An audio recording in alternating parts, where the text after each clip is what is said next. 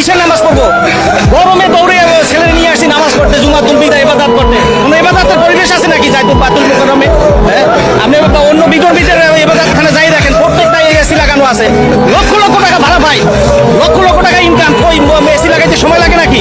সে ফ্যানও নাই পর্যাপ্ত, কিসের ইবাদত করবো? ইয়া রাসূলুল্লাহ, অনেক বড় গুনাহগার আমি।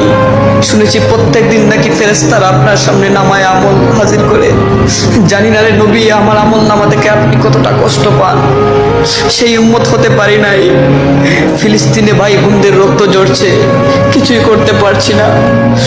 মাঝে মাঝে নামাজ কাজা হয়ে যায়, মা বাবার খেদমত করতে হবে সেটাও ভুলে যাই। কত শত গুনাহ করি।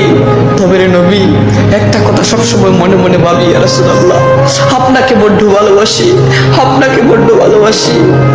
ফিদাকা আবি ওয়া উম্মি ইয়া রাসূলুল্লাহ, ইয়া রাসূলুল্লাহ।